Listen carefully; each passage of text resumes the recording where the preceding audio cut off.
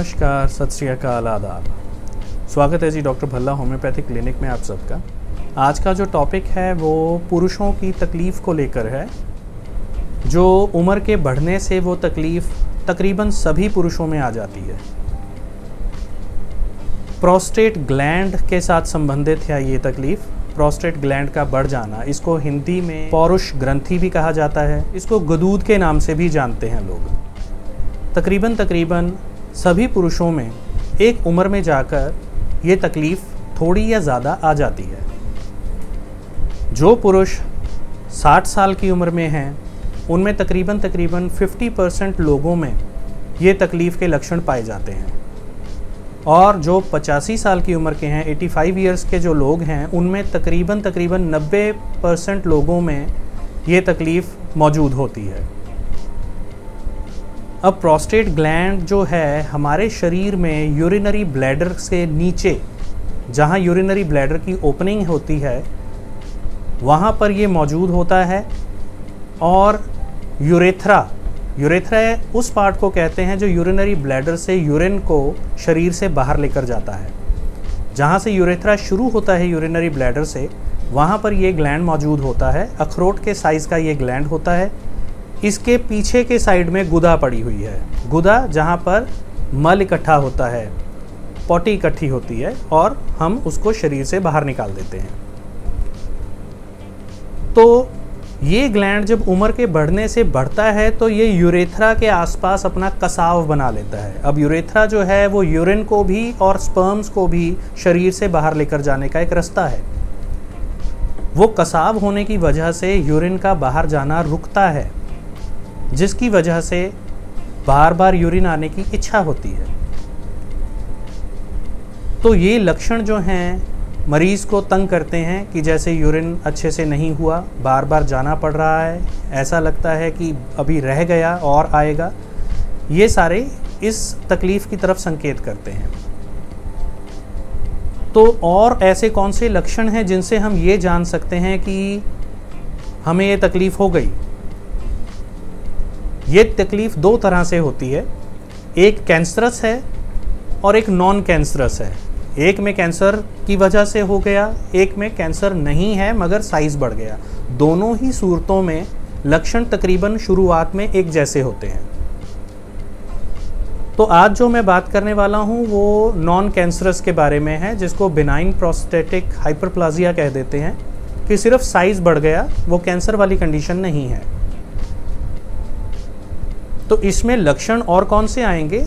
जैसे urine slow आना या बूंद बूंद करके यूरिन आना, अचानक से इच्छा हो जाना कि यूरिन आया है मगर उतना खुल के ना आ पाना, या यूरिन करते हुए ऐसा महसूस होना कि यूरिन पूरी तरह हुआ नहीं और अभी बच गया और आएगा, या यूरिन करते समय दर्द होना, यूरिन में बहुत ज़्यादा स्मेल होना।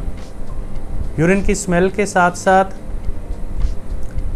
कुछ मरीज़ों में ये पाया गया है कि जैसे यूरिन रोका नहीं जाता, थोड़ा थोड़ा करके बूंद बूंद यूरिन निकल जाता है। ये तकलीफ़ें संकेत करती हैं कि आपको ये तकलीफ़ हो सकती है। मरीज़ों को रात में यूरिन की इच्छा ज़्यादा होती है, बार बार उठना रात को सोते में, कि यूरिन पास करने के लिए बार बार उठना, ये भी इसी तकलीफ़ को संकेत करता है। अगर इस तकलीफ़ को समय पे इलाज ना दिया जाए तो इसके आगे और दुष्प्रभाव हो जाते हैं, जैसे कि कसाव और बढ़ जाएगा यूरेथ्रा पर, जिसकी वजह से यूरिन या स्पर्म्स का बाहर आना रुकेगा।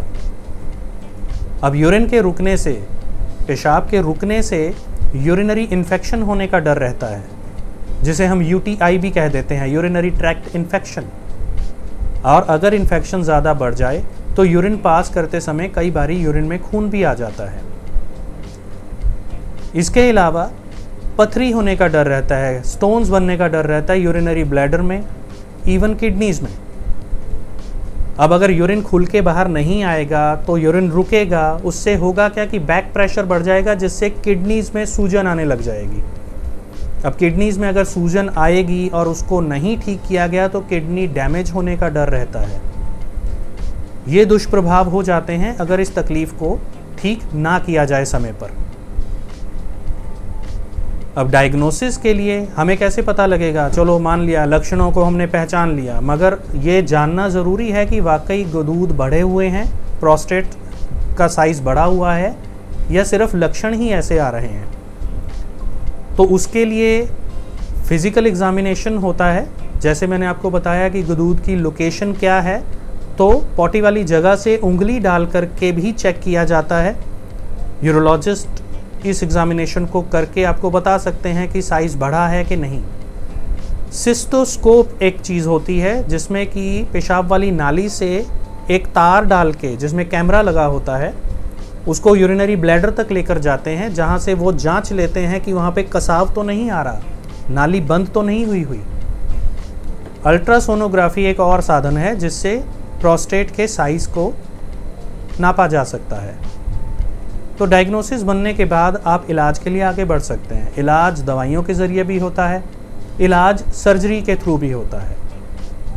दवाइयाँ पहला विकल्प रहती हैं कि दवाओं से ठीक करने की कोशिश करेंगे, अगर नहीं है तो फिर प्रोस्टेट को, उसके कुछ हिस्से को निकाल कर नाली से प्रेशर हटा दिया जाएगा। तो होम्योपैथी में कुछ ऐसी दवाएं हैं जो इस तकलीफ़ के लिए बहुत अच्छा काम करती हैं। मैं बहुत सारी दवाओं में से केवल 3 दवाइयों के नाम बताऊंगा। कुछ ऐसी दवाएं जो बहुत ज़्यादा इस्तेमाल में आती हैं और जो बहुत अच्छे रिजल्ट्स भी देती हैं, मगर फिर भी दवाएं विशेषज्ञ की राय के साथ ही लेनी चाहिए। अपनी मर्ज़ी से दवाएं ना लें, वो बेहतर चुनाव करके आपको सही दवाई बता सकते हैं। तो इन दवाइयों में से पहला जो नाम है वो है हाइड्रेंजिया आर्बोरेसेंस। ये मदर टिंक्चर फॉर्म में अगर दी जाए तो प्रोस्टेट के लिए बहुत अच्छे रिजल्ट्स देती है। दूसरी दवाई है सबल सिरुलाटा, ये भी मदर टिंक्चर फॉर्म में दी जाती है। और तीसरी दवाई है चिमाफिला अम्बेलाटा, ये भी मदर टिंक्चर की फॉर्म में ही दी जाने वाली दवाई है। ये दवाइयाँ इस तकलीफ़ के लिए काफ़ी अच्छी साबित हुई हैं क्लिनिकली, और इनके प्रभाव बहुत बढ़िया हैं। उम्मीद करता हूँ इस वीडियो से आपको आपकी तकलीफ़ जानने में मदद होगी। अगर आपको मेरा ये वीडियो अच्छा लगा है तो इसे लाइक कीजिए, अपनों के साथ शेयर कीजिए, और मेरे इस चैनल को सब्सक्राइब ज़रूर कीजिए ताकि आने वाले वीडियोस आप तक पहुँचते रहें।